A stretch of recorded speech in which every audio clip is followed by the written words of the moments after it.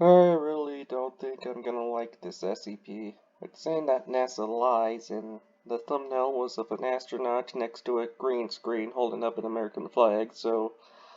Oh boy, this is not gonna be a good one. This is SCP-2001, Space Oddity, for... Let's just get this over with. Check out the original in the description. Space travel. It's one of humanity's most truly miraculous achievements, building the technology to defy gravity and journey into the stars above, a place our ancestors could only dream of going. Throughout history, humans have found gods and heroes in the constellations, and today when we look up into the sky, we have the privilege of knowing that flesh and blood mortals live up there alongside them. It's humbling, inspirational, and a downright awesome thing. But of course, there's always going to be naysayers, people who just want to rain on our interstellar parade. And nobody fits this bill harder than people affected by an anomalous phenomenon classified by the SCP Foundation as SCP-2001, the Space Oddity. And before you ask, no, the late David Bowie is not and never has been an SCP. To truly understand this anomaly, we need to take a look at 3 different people who are affected by it to varying degrees. Let's start with your friend Kevin.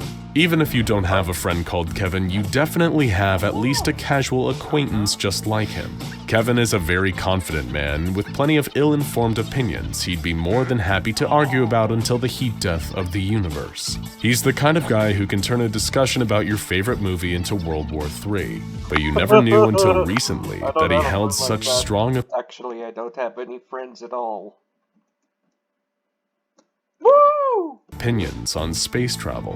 One day you were discussing the latest rocket launch with a mutual friend of yours while Kevin just happened to be in earshot. The second you start talking about how exciting it'll be to one day put a person on Mars, he swaggers over, face twisted into a grimace. You're already preparing for him to say something cringe-inducing, and Kevin being Kevin, he doesn't disappoint. Ugh, don't tell me you two dweebs are talking about space travel. What a stupid waste of money. You guys know there's nothing but rocks up there, right? Aliens don't exist. It's all just another excuse for dumb scientists to waste my tax dollars on playing with their stupid toys. How about you two talk about something that really matters? You may be thinking Kevin is just a jerk, and he definitely is. But he's also a victim of SCP-2001. You see, 2001 is described as an anomalous series of neural oscillations that occur during 3 of the 4 stages of sleep, namely NREM, or non-rapid eye movement sleep. During one of these 3 stages, the amygdala, a part of the brain also known as the lizard brain, enters a heightened state of activity for 10 to 15 minutes. Once the process has started, even waking up the affected individual will do nothing to stop the actual infection. Oh man, I hope I don't get infected. Well, I haven't been infected by the corona, so I might get lucky.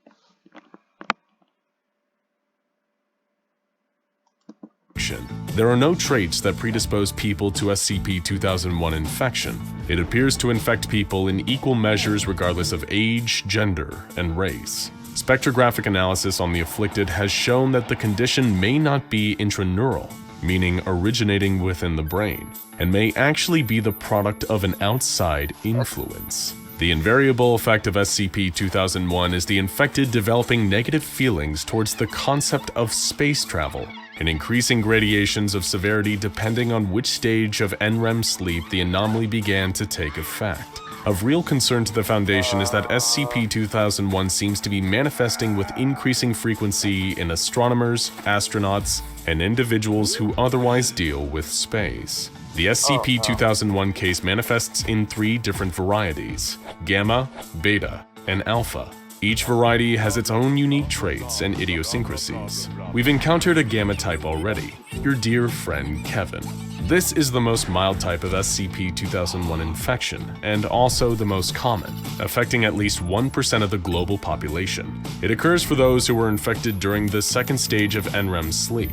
People with Gamma-type SCP-2001 infection will, for the most part, seem like their normal selves, save for a disparaging attitude towards the concept of space travel.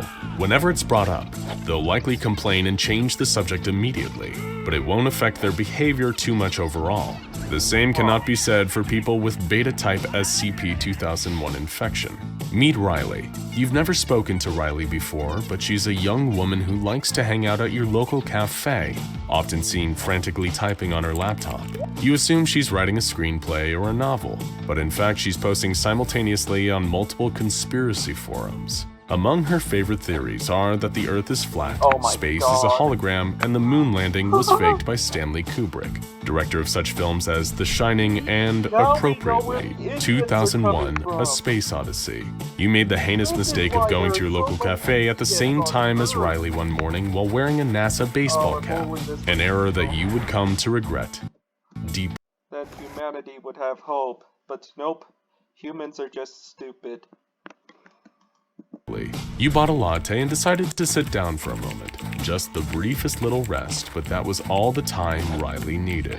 Her eyes seemed to burn with hatred. You asked if there was anything you could do to help her, and she responded. You're just buying into some propaganda. Do you have any idea what NASA really stands for? It's never a straight answer. All their supposed achievements, the moon landing, the ISS, dehydrated astronaut food, it's all a big sham. NASA is just some slush fund for corrupt government officials. No human has ever been able to survive in space. It's too dangerous. Anyone sent up there will die immediately, no exceptions. And even if they did, it would be pointless. Space is just a dark, infinite void that goes on forever. It's just a big pile of dangerous lies. Oh, my goodness. Feeling awkward, you decide to just get up and leave. That's when Riley grabs your NASA cap right off your head and throws it in the trash. That's fine. You don't intend on going back for it. You just keep walking, trying your best to move I would beat her up. I don't care if she's a girl, I would beat her up. calmly out the door. Wise decision, because Riley is actually a beta-type SCP-2001 infectee. As you can probably tell, beta cases are a lot more severe than gamma cases, and people infected with them seem to come off as deranged conspiracy theorists with a rabid hatred of all space travel. They'll form elaborate fantasies about the falsification of space travel, and will often decry it as too pointless or dangerous to ever be undertaken. But, of course, the danger of beta types pale in comparison to alpha types. These are people infected by SCP-2001 during REM sleep, the stage of sleep typically associated with dreaming. As a result, its effects on the mind are far more dangerous and profound.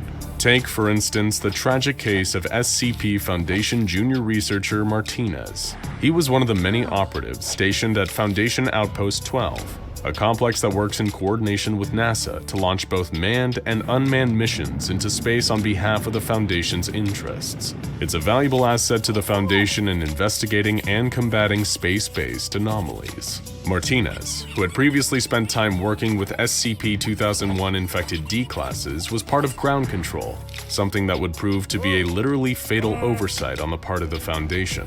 During the early stages of takeoff for a manned craft, Martinez seemed to become extremely agitated.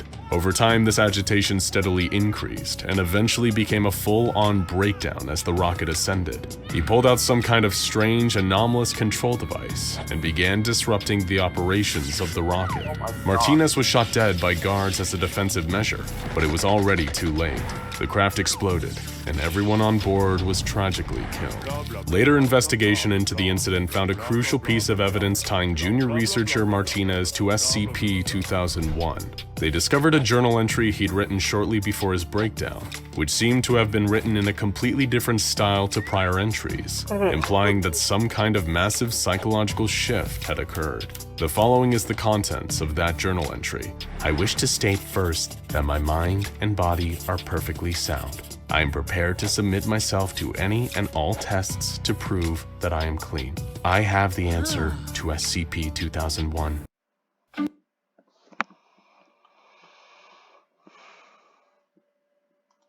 Just yesterday, during an interview with an alpha-infected D-class, I was asked a question that stopped my mind for a minute. The woman I was interviewing asked me if I knew the Foundation was right. I said no, I wasn't sure. Then she asked me, what if we were right? I could only assume that by we, she meant 2001 carriers. I said nothing for a while, and then she spoke. She told me of a dream she'd had a while ago. She said that something talked to her, told her about how dangerous outer space was. It showed her the beasts that roamed the void between stars, about the fractal beings that absorbed the very fabric of reality, about the expunged that was keeping in that godforsaken door. about the expunged. And she was scared. She told me at the end of the dream as she woke up, it told her what it was. It's all of space. Space fears us. We're living, breathing life forms, and space loves us and cherishes us. She asked me if I had any idea what the chances of intelligent life forming on another planet are. Then she told me a number that took 1.5 minutes to recite. By this point, I couldn't speak. I started thinking about the demographics of infection, about the symptoms, about More expunged data here.